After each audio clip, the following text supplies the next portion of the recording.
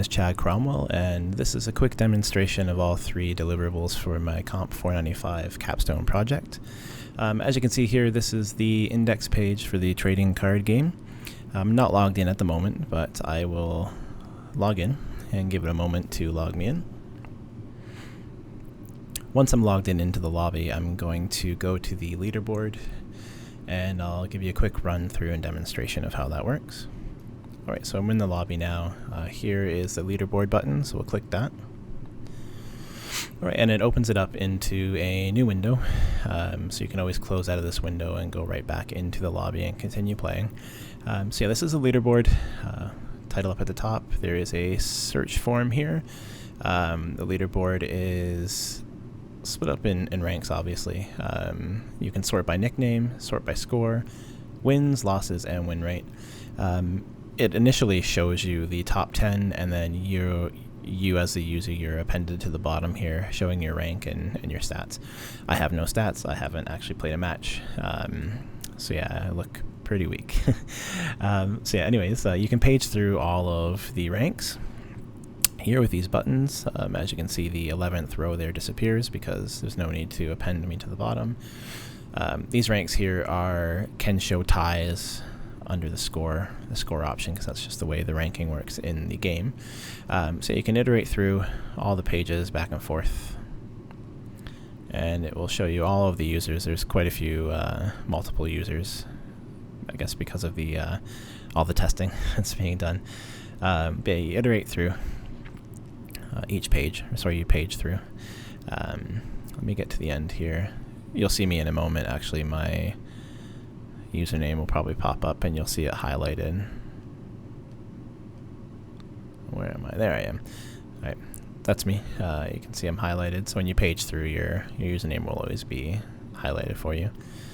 And there we go. So we've reached the end. 87 is the last player. Remember that because during testing I see it all the time. So yeah, you can page through. Click top 10, it'll bring you right back to the top 10. It'll also append your stats to the bottom there. Now the global button is a button that brings you to your position within the global rank. So when I click it, it brings me right back to my real position amongst the ranks of all the other players. So you can get to your top 10 or go basically to your real position in the leaderboard.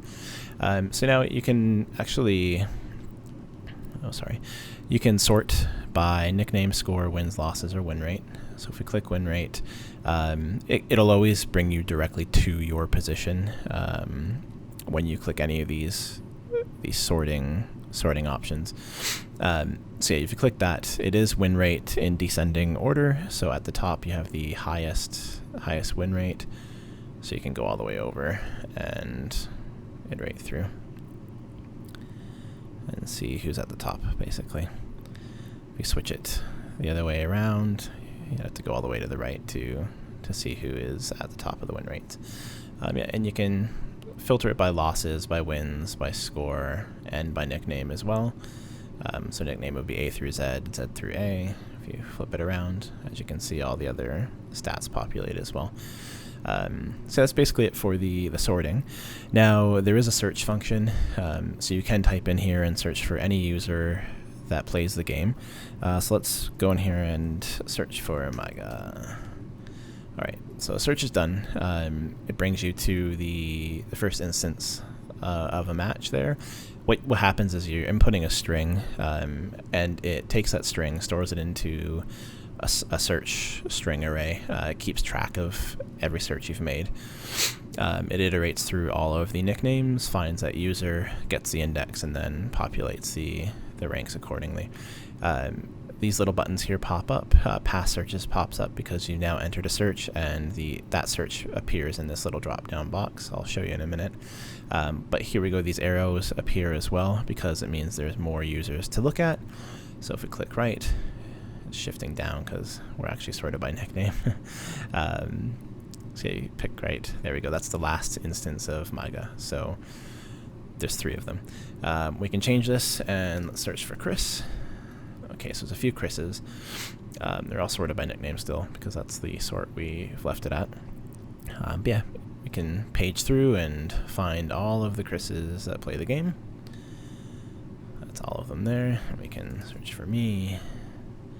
There's 2 of me. Right, so now if you click on past searches, it actually shows you all of the searches that I've conducted. I can click MIGA again, and it'll bring me back to that search. So that's basically it for the leaderboard. There's not much else to it. I mean, you can view every single other player. You can compare your score with them, wins with them, losses with them, etc., and then search for ease of finding people. So let's move on, and we will look at the dashboard next. So just close that window, and I'm still in the lobby. So now at the bottom, these are buttons that are being used, I guess, for current development. Final locations will be put in later, so I've just added it to the bottom here to fit within the current development. So if we click on Show Dashboard, it brings you to the dashboard. Now with the dashboard, sadly I wasn't able to finish it as polished as my other deliverables. I did run into some issues with implementing Chart.js, which is the open source charting framework. I believe that I have figured out quite a few of the bugs that I have. Hopefully I can implement them later. But for now, this demonstration, I'll show you where it's at the moment. So when you go to the dashboard, I'm currently passing MIGA's user ID. It's hard-coded in for the dashboard at the moment because I don't have any games played. So in order to actually populate with data, we need to have a user who has actually played some games. So here we are, the dashboard. It'll initially show you today and the games that have been won. You can pick yesterday, a week, a month, or all time. What it'll do is it'll calculate the duration and set the from and to dates for you. Click yesterday, week, month, all time. So yeah, all time, as you can see, the graph was changing a bit there. All time, this is the overall stats for the player. We have games won, 10 games won, 3 games lost, 13 games played, 77% win rate.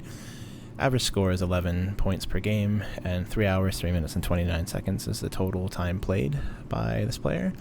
You can basically pick and change the context of the chart at the top, showing you games lost, games played, win rate, average score, and time played. Now you can hover over and you can see a little tooltip pops up and tells you how many games you've won. So on April 1st, there was 2 games won, which corresponds with here, and 7 games won on April 2nd. Now the user can also put in their own dates if they'd like. Let me see here. Let's say February 1st is the from date to May 1st, which is today. So yeah, like that would send these dates to the chart, and it will populate your stats if you have any stats for those days. There is no stats that exist for this time period. Actually, no, there are. It's just not populating because it's not connected on the back end. However, that will hopefully be implemented in the future. Everything is set up and ready to go for that. Just sadly, I didn't have the time to finish it. Yeah, this is basically the simple dashboard. The bars are here to show like by date the statistics by the date. So for this games one, it shows you how many games you've won. And then hopefully in the future implement the trend line, just a line graph that goes over top, basically to show you the cumulative statistics. So let's say you only won 1 game on September 12th, and then over here you've won 7 games. The trend line will show you that trend and your cumulative amounts. So yeah, that's basically it for the dashboard.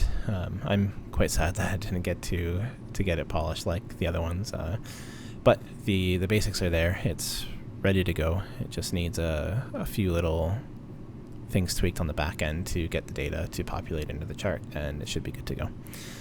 So yeah, we can close this off, close the window, go back to the lobby, and now we'll go to the card collection book, which is my favorite. Here we go. this is a card collection book. I really enjoyed making this. I'm quite happy with it. I think it suits its purpose very well. And I really think that it will be something that will be used by all people who are registered with the game, not just people who want to adamantly play it, but people who just want to collect their cards as well. Yeah, it's easily scalable. Like it will. It takes everything from the database, so the card images, all the data, all of that. The code doesn't need to be changed at all. You just need to add cards basically to the database, and it will populate. So that's pretty nice that nothing really needs to be changed at all for the future. Same idea with the leaderboard and the others. But yeah, so this is the card collection book. This is the intro. Sorry, the intro page, the first page that you see when you go to it. As you can see, these cards are grayed out because I don't own them. I don't have many cards. But if we page through, I'll show you. Okay, there we go. I have a Goblin card. Awesome.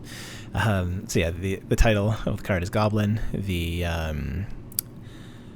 You can see other data like the classes, and let me see here, classes and the elements and the size, the attack, the defense, the hit points, the range. All this is pulled from the database, and it is placed over the card through CSS styling. So yeah, basically you can change, the images can change, the data can change, and it's not going to break at all. So that's pretty nice. You can page through all of the cards here, see everything. There's magic cards, there's tool cards. So yeah, that's all the cards for the game. Now you have a card filter, like the card type filter. You have contextual filters that show up in the bottom here, and you have a search as well. So let's first look at the card type filters. Now you can pick all cards, which we currently have. You can pick avatar cards, which is just the avatar cards. No magic cards or trap cards show up. It updates the title there as well. As you can see, too, the contextual filters do appear. So you can filter by class, you can filter by element, also by size, and by rarity. I'll go back and I'll show you those in a moment, but here we go. Magic cards, filter by magic cards, show those, and then filter by trap as well. Traps, you can only context filter by target and rarity, and magic is effect, target, and rarity. I'll show you what effects are. These are all the multiple effects you can choose from, and you can target either self or enemy. So yeah, let's go back to avatar. Let's pick a class. We'll click the flying class. So yeah, it'll show you all the cards that are of the flying class. Now you can change the element as well. I mean, they're all wind, so if I click dark, it's gonna show you no cards because those cards don't exist. Let's go back to all. Now sizes, there's a size 2, size 0, and a size 0. If I click size 0, the size 2 will disappear. We go to size 2, the zeros disappear. Go to all, and these are all of different rarities. Super rare is the Griffin, which is denoted by the color. There are no rare cards that are of flying. Bat Swarm is uncommon, and then the Eagle is common. So we can clear all of these. Let's go to magic cards and show you those. So you can filter by effect. If they affect your attack, multiply your attack, etc. You can choose the effect here. Let's see, multiply attack. There's one card called Momentum, and that is the only multiply attack card there is. You can do multiply defense. There's no multiply defense cards, but there is defense cards at the moment. So yeah, it's pretty simple. It's standard filtering. Let's see. Now you can pick target as well. You can pick if it's an enemy target. These are the cards you can use against your enemies. Self, these are the cards you can use against yourself. Not against yourself, but for yourself. Or all, which is for both, either enemy or yourself. And again, you can pick by rarity as well. Alright, now into the trap cards. You can filter by target, self, or enemy. Back to all, or again, by rarity.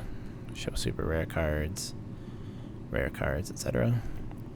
Or page through them if you want to page through them.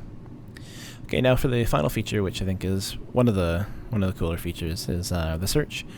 So you're able to search for any card you like by name, by element, by class, by description, whatever you like. So if we type in here ATK for attack, some of the descriptions are described that way, so let's search for ATK. Alright, so here's all the cards that have ATK in the description. Add 4 attack points for 4 turns, add 3 attack points for 4 turns, etc. Shows you all the cards that have ATK in them. Let's say we want to use that Griffin. Well, Griffin was cool, so let's type in Griff, let's say.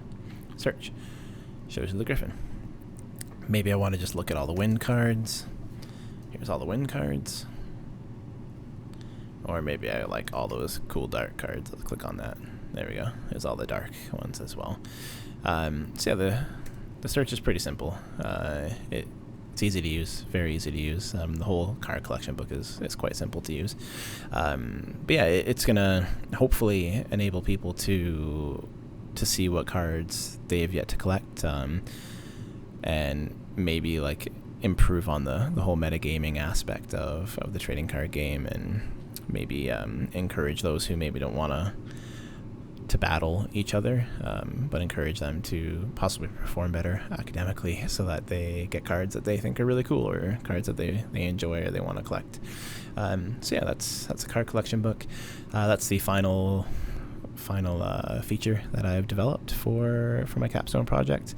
Hopefully you enjoyed these demos and the run-throughs of how to use them, and yeah, I hope that they contribute greatly to the game, and that whoever continues on after me makes it even better, and yeah, it'd be really cool to see what it's like in the future. So thank you for your time, and hopefully you enjoyed it.